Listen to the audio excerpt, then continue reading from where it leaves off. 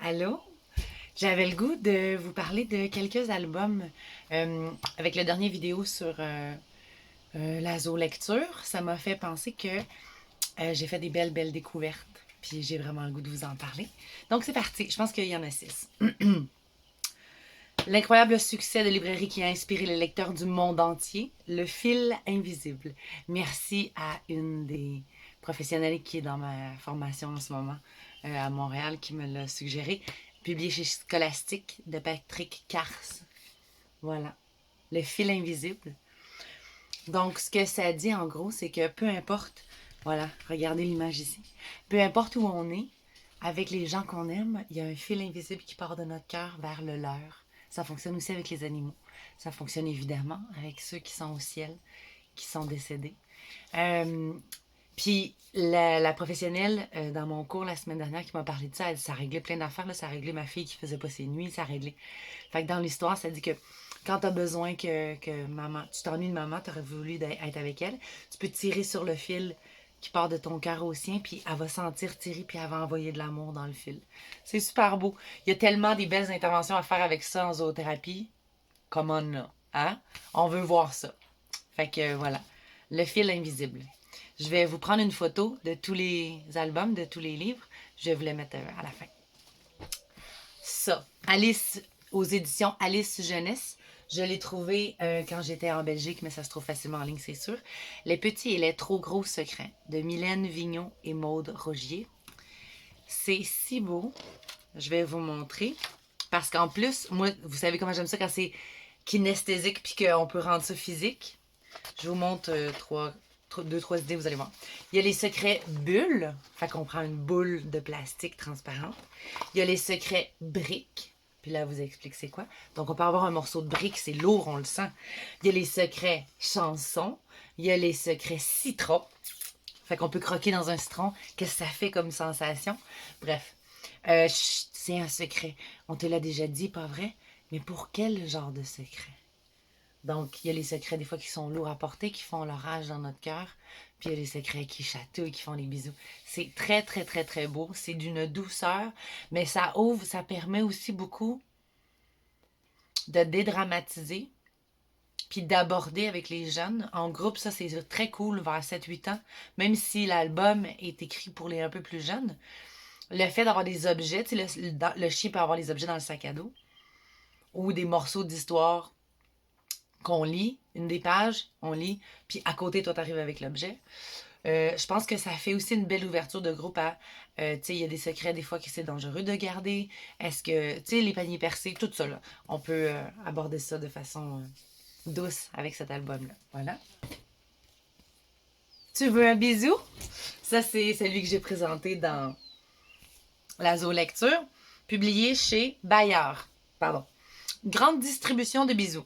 Il y en a pour tous les goûts. Des petits qui bavent, des grands qui piquent, des qui volent et d'autres qui chatouillent, sur le nez, sur le pied. Et toi, tu le veux comment ton bisou? Fait que ça, c'est très beau. Mais ça, même avec les 10 ans, là, ça marche. Là. C'est une petite histoire un peu cute. Mais c'est le fun parce que il y a pas mal d'animaux avec lesquels on travaille qui sont représentés. Bon, peut-être à part l'éléphant, mais puis la pieuvre, tiens. Mais le cochon spot, le hérisson, tout le monde est là. Donc c'est très cute. Ça permet, tu sais, si on joue après ça, mettons, au jeu des Wistiti. Le jeu des Wistiti, c'est sur les routines à la fin, mettons, d'une séance. Ou ça, en pour faire une cassure pardon, entre un jeu difficile puis le prochaine activité plus difficile, ça c'est ludique, ça met un peu de. Ça chatouille, on est chatouillé l'enfant, ça c'est le fun. Ça peut être dans mes premières lectures parce que. Un peu, là, je vais vous trouver une page qui a un peu plus d'écriture, mais tu sais, c'est pas. C'est écrit très gros, il y a quelques mots, fait que ça, c'est le fun. Le jeune se sent compétent. Le jeu des Wistiti, c'est ça, ça fait des beaux moments. Je finis souvent avec ce jeu-là.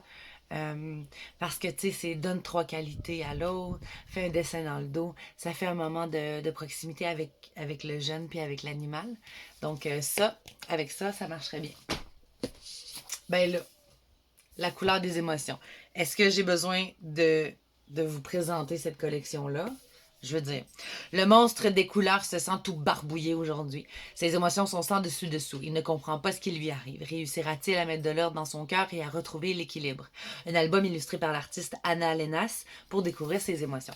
Et là, je vous montre. Ah, ben là, sont classées ses émotions. Il sent chez quelqu'un d'autre. Je l'ai trouvé dans une vente de garage.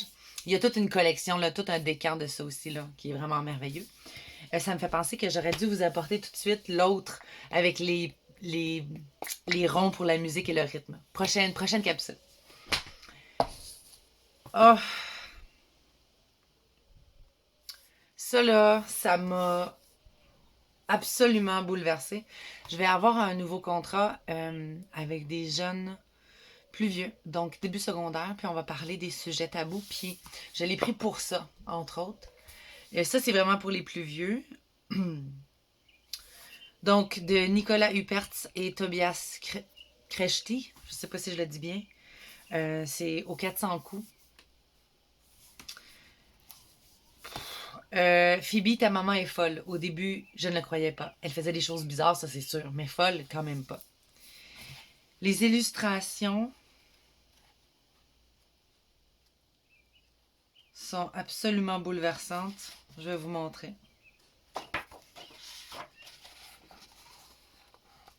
C'est d'une douceur. Je ne sais pas si vous voyez.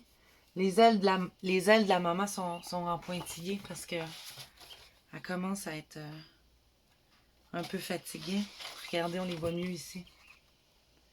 Donc, c'est une maman qui fait une dépression puis qui part pour être institutionnalisée. Donc, c'est pour un bref séjour.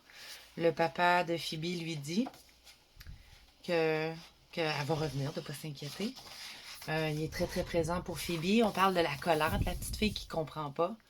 Puis c'est son papa qui lui explique que sa maman est une fée. Puis les fées reviennent toujours quand ils se sont montrés aux humains.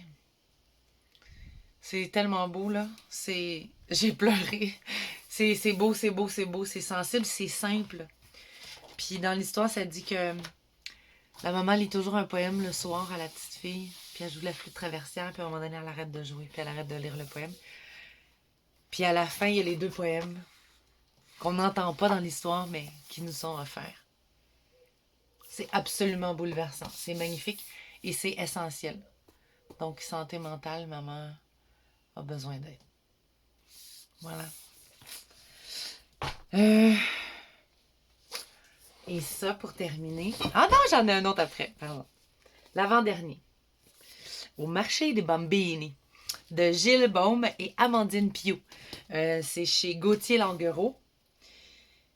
Donc, c'est produit en France. Je vous montre les images parce que ce qu'on veut, c'est les illustrations. Oh, qu'est-ce que c'est beau! Alors, je vous lis juste le début. Vous allez voir un peu. Quand le marché s'installe, il ne fait pas jour, il ne fait pas nuit sur la petite place dell'Angelo.